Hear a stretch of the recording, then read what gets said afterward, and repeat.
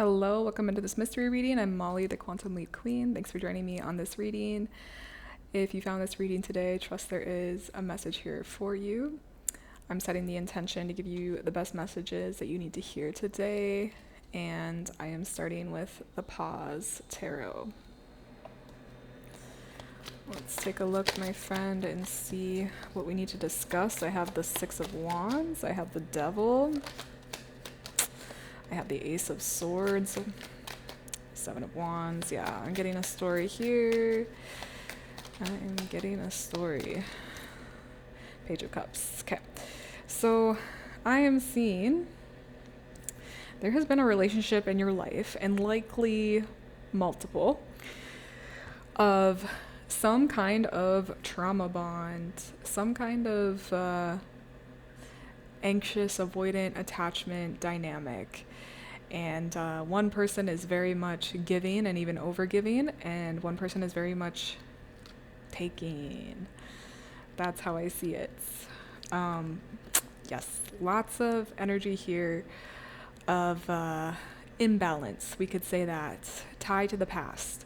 And likely this is showing up in your life in a romantic partnership, present or past. It could show up in work, relationship with a boss perhaps, and where it stems from is likely a relationship with one or two parents or guardians. This type of love seems conditional and very hot and cold. So I see one person showing up wanting to give. And I think that's your energy. Very much like showing up like, okay, we're going to build this relationship together. You know, coming with the best intentions, truly. And the other person, this is more of the avoidant person. I see them so much needing to be right because they are so much based in their mind and in their ego, out of self-preservation. Protecting themselves. But I just see it as like they look to you as more of competition versus collaboration. So it's kind of funny because you both are coming from different desires, different stances, different viewpoints about the relationship in general. So that's why there's an imbalance. But that's why it's helping you grow as well. So that's what I get has, occurred throughout this relationship. It's funny because it's almost like the roles get reversed. Like this person came in hot and heavy and strong and got you hooked on an emotional level and then pulled away, and then it was almost like the roles were reversed, and all of a sudden you're the one pursuing and you're the one feeling like you need to prove yourself to this person, prove your point of view. It's kind of like almost everything is a challenge, and also you feel like you're walking on eggshells a lot of the time with this person. And I think you've tried every trick in the book to help them understand your point of view and why your viewpoints is just as equal and valued as their own. But it's kind of funny because it's like, I don't know, it's like it's not their interest to get eye to eye with you, to get on the same level as you, because they've already made up in their mind that their viewpoint is superior. And because they're in a level of survival, they're also in a level of selfishness that doesn't allow them to get curious enough to see life from other people's perspectives, because they are so, you could say, closed-minded in their own viewpoint of reality, of their own reality, because they don't, if they were to go outside their own reality, that's going to start to deconstruct their viewpoint of themselves, and their viewpoint of themselves is the most important thing to them. It's the thing that they've maybe been conditioned or through trauma have learned to care about the most. How they are perceived. That's the most important thing to them. And for you, you're learning to let go of, do I need to be accepted by this person? Do I need to be validated by this person? Is this person really where I want to get my validation from? But it's hard because it's like such a drug in a way. Like it's such an emotional tie to them, because it's reflecting or referencing the love you were truly searching for as a child. And maybe you weren't being properly seen, accepted, or unconditionally loved as a child. Like most of us are in some way, shape, or form. I have the World, exactly. This relationship is bringing you back to a place of wholeness. Nine of Pentacles, yeah. The Star, yeah. It's all leading to really beautiful things. This difficult chapter, this difficult relationship. It's leading you to that place of radical self-acceptance, feeling sovereign, feeling whole and complete within yourself, and then really expanding your life based on you and your preferences. No longer waiting for that validation outside yourself. I would bet in that relationship you started to feel stuck, stagnant, ugly, like there was something wrong with you.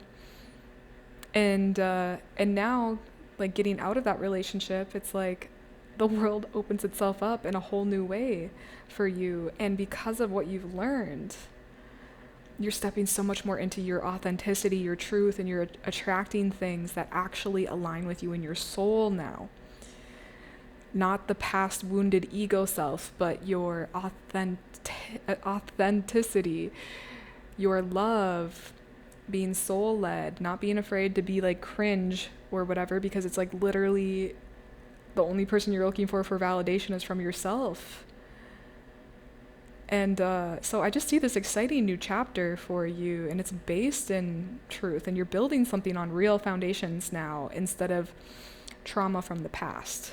This is new. This is building on sovereignty and truth and authenticity, and that builds a whole different life for you. That's what I see. Okay, I'm going to start with some oracle messages. Let's start with the Sacred Symbols deck. This is the deck.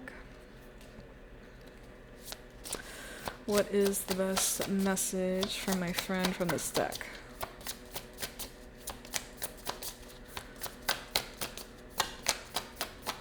Best message. Thank you. Divine Feminine. Nice. Love it. Love it. I feel like that speaks for itself a bit. I do feel like you're stepping more into, divine feminine. And I definitely think this goes for both if you're a guy or a girl. Doesn't matter. We all have both, right? All have aspects of both. But being in the divine feminine is so much about like allowing yourself to be messy and chaotic and still not let anyone else put you down for it. Not care about because you're not out there hurting people with that. It's just you're allowing yourself to be all that you are, which is like the divinity and the messiness and the human side, and like it's everything. So let's see here. This is the pagan symbol of the triple goddess for maiden, mother, and crone. The divine feminine is receptive, creative, and empathetic and emotional. In her highest aspect, she represents collaboration, nurturing, sharing, birthing, inclusiveness, and vulnerability in a perfect harmony with the world around her. Drawing this card can indicate that more of the divine feminine energy is required for your current situation or relationship to thrive. This card can also represent mother and sister relationships and powerful relationships with women. So yeah, that is you stepping more into that divine feminine, because definitely when you were in this past relationship of needing to prove yourself, that's definitely not divine feminine. That is pick-me feminine. That's the wounded feminine.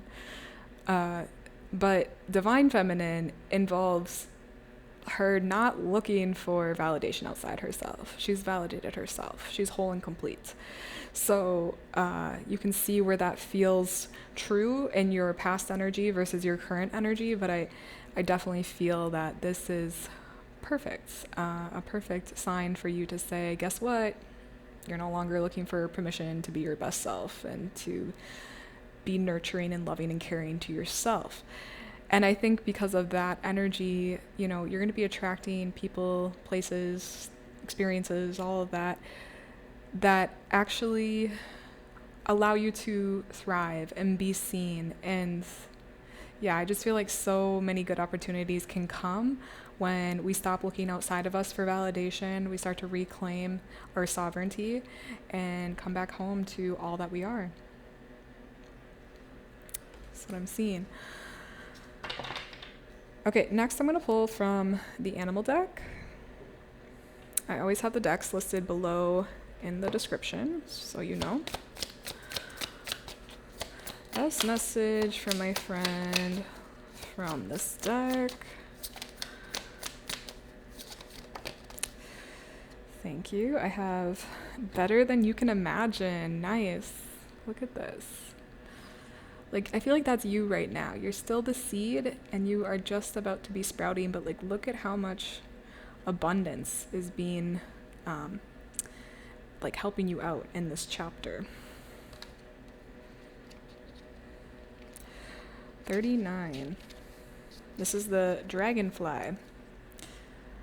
Before Dragonfly becomes her most authentic self, she spends about 4 years underwater as a creepy little nymph creature. The dragonfly nymph has no comprehension of her greatness. How could a creature that lives underwater even remotely fathom that there existed an atmosphere she had no perception of, which she would not only live in, but fly in as well? Dragonfly brings a sacred message about your belief in your future self. She says your perception of reality is quite limited and naive, and your image of your future self is incredibly narrow, but that's okay.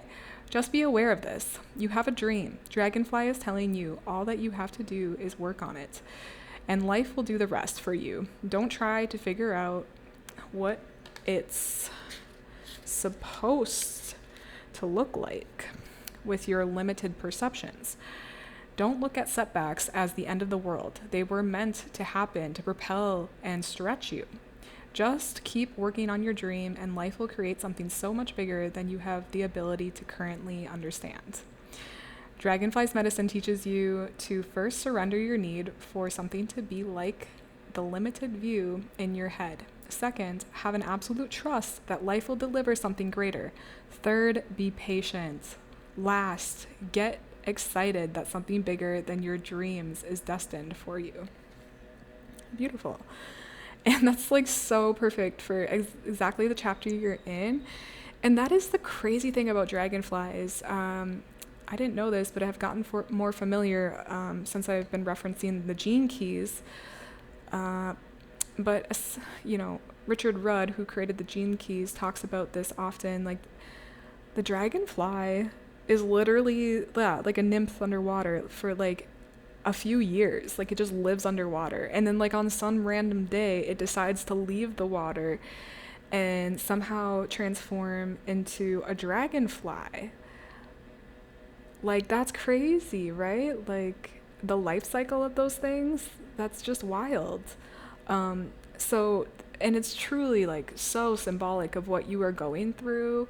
And I know, like, for myself in my own journey, like, I definitely resonate with this as well, like, not having no idea what's coming for me, but then like it absolutely blowing my mind, the kind of abundance and experiences and relationships that I get to have, like, post going through like such an uncomfortable growing phase. So uncomfortable, but then something just wildly beautiful comes and unexpected comes from it. So know that that is your path and that is your destiny, truly. And I think all of the reminders of be patient, trust in the process, those are crucial as well. So yeah, nice, beautiful. Okay, lastly, my friend, I'm gonna pull from the I Create My Reality deck. What's the best final message for my friend in this reading? Thank you. Love your reflection. Nice. I feel like this is what you're coming back home to. You are coming back home to that divine feminine, to yourself. Because being in a relationship with someone, that really makes you question yourself and your worth, like could bring in self-esteem issues that weren't there previously. And that's where I think you're really coming back home to just really love all aspects of you, all of the ugliness and all of the beauty. Okay, it says, my perception of others is a reflection of myself. The way you perceive others is always a reflection of you. How you respond and react to others corresponds to your own awareness of yourself. If you love yourself and are confident about your value, you will see love and perceive goodness in others. Love thyself in order to love others. Love thyself in order for others to love you. It's so true. I really feel like it comes back to like we can only love other people as much as we love ourselves. I just think that's so deeply true. Yeah. So that's what you are working on right now, is coming back home to yourself in that new way of radical self-acceptance. And it does take time, right? It takes time, takes patience, takes just living life for that to really be uncovered. But I think the more that you nurture yourself and come from this place of like, you know, that taking care of you, your vibration, and nurturing yourself, it then unlocks like everything else in your life, you know, opportunity, because your frequency changes. So then it's like opportunities and people and like, you know, the direction of your life like truly gets developed in this way of self-love from the inside out. So I think that's just confirmation to say you're witnessed for what you are going through right now, and just to really be patient and gentle and loving and nurturing to yourself throughout the process. Okay, my friend, that includes this reading. I hope it brought you nourishment and confirmation for exactly where you are. Make sure to like, subscribe, comment below how this video resonated with you, and come on back whenever you need more nourishments. My library is a channel of these timeless mystery readings. I have my link down below to work with me, and until the next time, guys, we'll see you on the next reading. Bye!